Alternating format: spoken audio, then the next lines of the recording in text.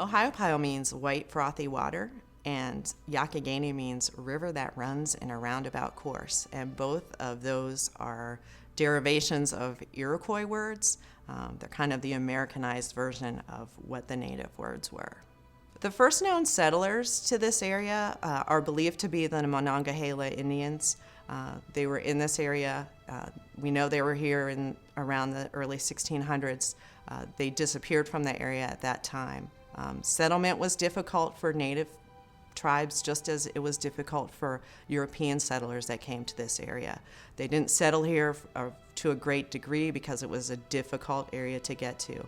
Imagine trying to float your canoe that you made out of a poplar tree down the Yakagani River. Probably wasn't going to be an easy trip. Today, we ride around in automobiles and we fly. Those days, it was either walk or horses or horse-drawn carriages and wagons. The wagons were big, bulky, heavy.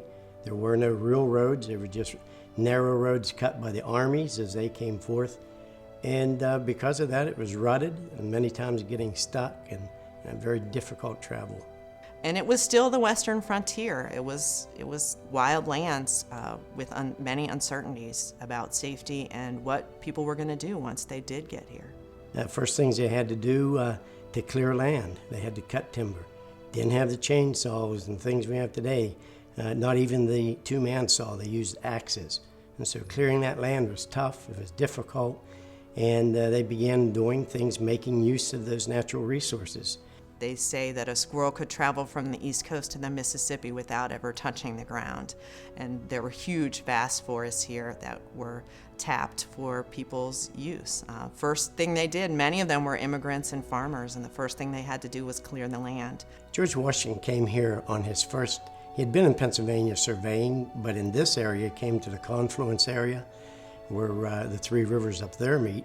And he was hoping, he thought about building a fort, but then he decided to travel on down the river and try and find a water course that he could take clear to Pittsburgh.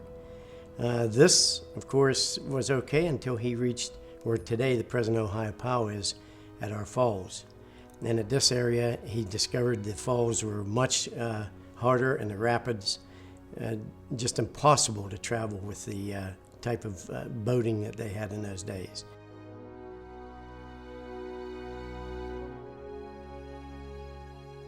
Tom Fawcett was one of the men who fought with General Braddock. It's reported that Tom Fawcett actually murdered General Braddock after having a disagreement as to how the fight was to be done. The militias in the different countries fought in a line and stood up and shot at each other. Well, when the French and Indian War began, Native Americans didn't fight that way. But General Braddock still felt that that was the way to fight, and some of his men thought that perhaps they should try some of the Native American tactics. It's also reported that Tom Fawcett, being the town drunk, told these stories in the local bars in Ohiopyle where he lived. The story of whiskey and moonshine in this area really talks about the toughness of people who lived here. The reason people made moonshine was because they couldn't get their crops to market if they tried to do it without distilling them. It was perfectly acceptable. It was an accepted way to make money, and people in the government realized that if they wanted people to settle the western frontier, which is what we were, they had to allow people to get their crops to market by distilling them. There were lots of things being produced here, from wagon wheels to whiskey barrels and things like that, but there was not a good way to get them out of town. Initially, the railroad came here because it was the new means of travel, and the B&O Railroad was the first railroad that came here in the late 1800s. And when it came here, it was a great thing. The railroad really opened up and changed Ohiopyle forever.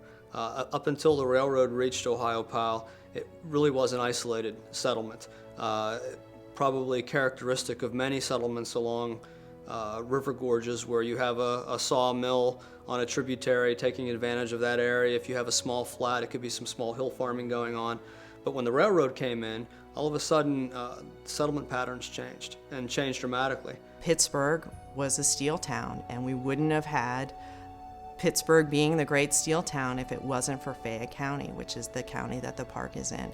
There were over 90 patch towns in Fayette County at the time of the Industrial Revolution, and most of those were centered around a coal mine and coke ovens, and coke is what is used to make steel. They needed basically baked coal to fire the steel industry, and we produced the vast majority of coal that ran Pittsburgh, and to some degree also the steel mills of Cleveland were produced here in Fayette County, and they traveled the railroad. Well, over time, that really had an impact on the water quality here. Dating all the way back into the 20s, when Ohiopyle House and when Ferncliff Peninsula Hotel, or Ferncliff Hotel was there, they had annual botanical seminars.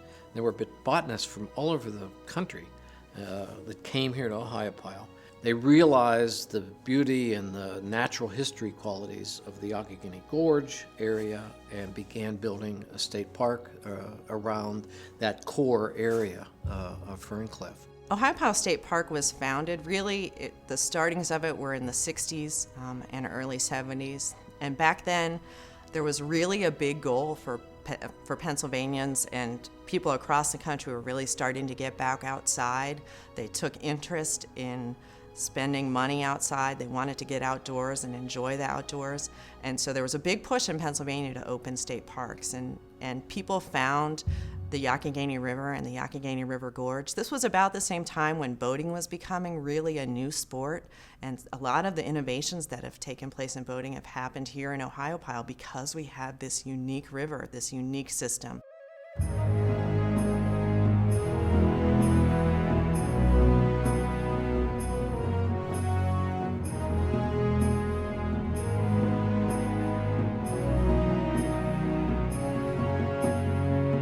I actually learned to swim in the Youghiogheny River here over by the bridge. We would come here quite often. We'd come here 6-7 days a week. I grew up just outside of Ohiopyle, so on Chalk Hill, Ohiopyle Road, so I'm native to the area. Well, I remember my dad way back when he would spend his summers here visiting his grandparents, and he'd said how all the kids jumped over the falls in those days. There was no safety when I was a kid. You know, everybody just swam where they wanted to swim and boated where they wanted to boat and tubed where they wanted to tube and over the falls and then under the falls and off the falls and everything. It was so different before the rafting companies, before the companies really got serious and regulated. We would always, we would go from here to Collinsville in truck tubes, at night. There weren't any rules back then.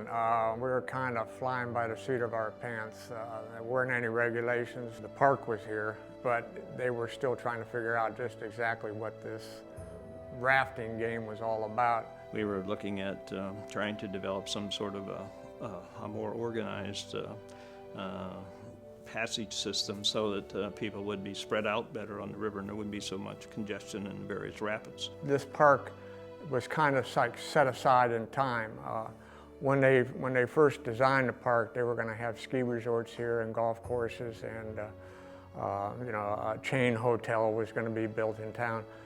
Then they decided, the Commonwealth made a conscientious decision not to develop parks.